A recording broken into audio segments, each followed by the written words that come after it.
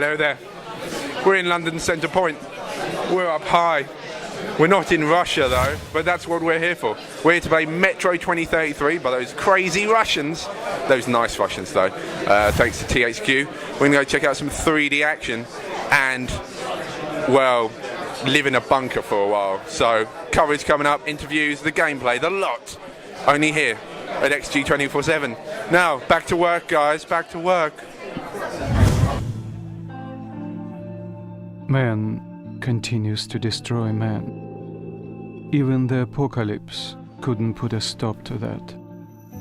Our journey into the unknown continued, and nothing would prepare us for what lay ahead.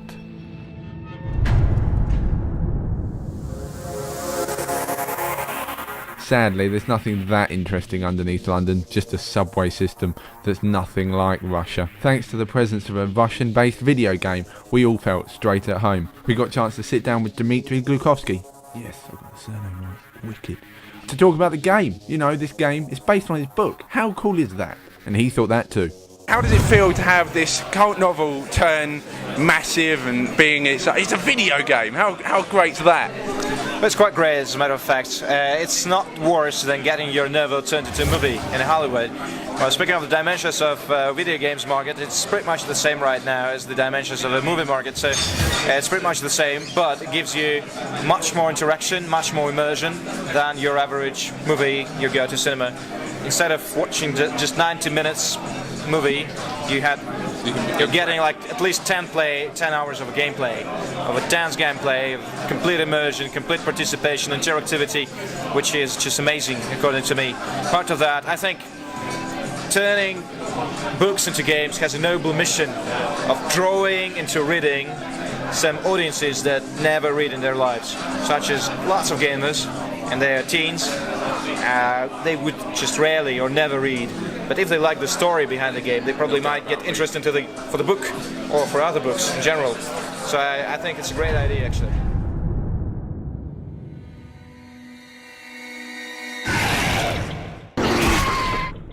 Now, for you personally, are you a fan of video games? Do you play a lot of video games? Yeah. Well, I'm not playing lots of video games recently because I just don't have time. You're a busy man. I'm a busy man, but I haven't always been. I haven't always been a man. I have been a boy some times ago, and at the age of 12, more or less, I started gaming. It's more or less the time when everybody started gaming, like 18 years ago, with Prince of Persia, with the first Civilization, with the Wolfenstein 3D, first one. And I've been gaming ever since. Like Civilizations, for example, I'm a huge fan. Last time I played it was a week ago.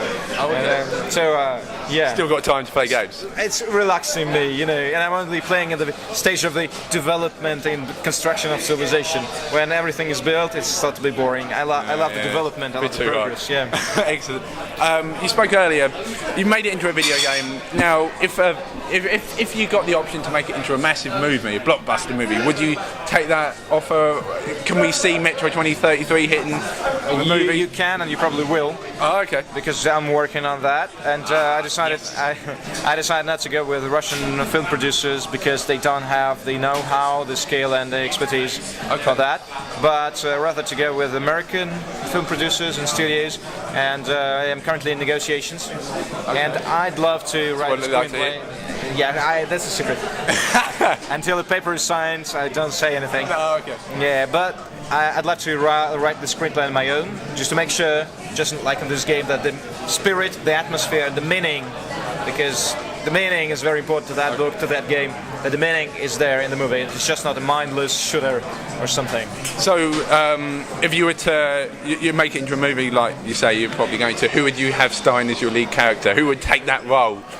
Well, there is a very important character called Hunter, who's the main macho man in the book and in the game. I'd love Bruce Willis to play this. I hope he's still alive when it comes to the screening, because it's very slow in Hollywood.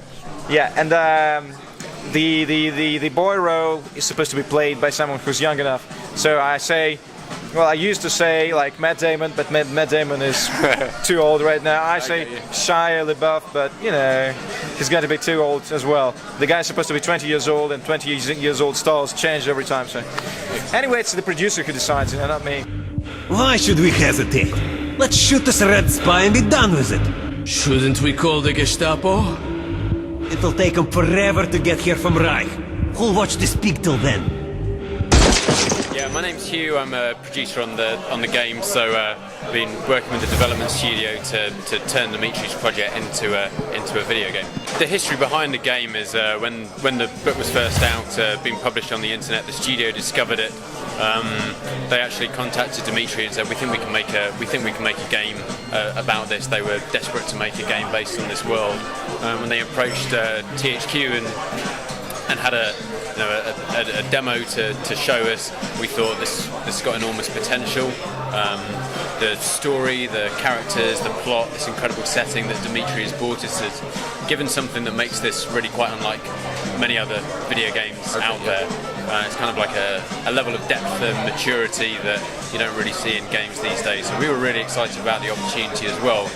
The developers have added all of their skill and their craft. They built a brand new engine to create this game. The game is powered by the 4A engine, which is a proprietary piece of tech. It's one of the cutting-edge engines at the moment, and this is its first outing. So yeah, I think we've all been really excited to be able to bring this world to life in a video game. No Dark Ones here, just the usual tunnel trash. The Dark Ones are not simple mutants. They're Homo Novus, the next step in evolution. You've heard about survival of the fittest? Guess what? Like brilliant artists, great programmers, very interesting, like producers, and it becomes an independent, a very interesting, like a real masterpiece, I must say. From the viewpoint of computer graphics, I'm following the market. I haven't seen anything like this. Wow. Just definitely not before, and probably not anything coming out this year. So for me, it's something. You can't wait, basically. Yeah, I can't wait. I have played already today. I have played before, and I'm very much impressed by that, with what I saw. Okay. So finally, then, when can we expect the game, and on what platforms? So the game has been released on Xbox 360 and PC on the 19th of March here in the UK. Yep. So that's about 4 weeks from now. Right. I can't wait. And can we expect? Oh. And the book is coming out too. Same time. Yeah. Same time, and that's in England as well as around the world, I imagine. No, the world has been publishing it for a while now. Oh, we always lost countries, yeah. And can we expect DLC or such? We've not announced anything about DLC at the moment. The game is completely self-contained. Okay. It's got a beginning, a middle, and an end, like all of the best books. So obviously, wait and see.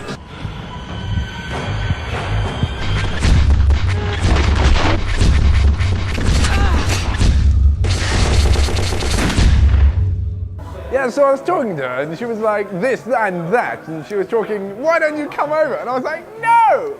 I'm not that sort of person. Incredible old bean. No. Anyway, that's been us in Metro 2033 land, which is Centre Point, London. Now for some mojitos and a good night out. We play hard, no, work hard. And play hard. Or something. Something like that. Anyway.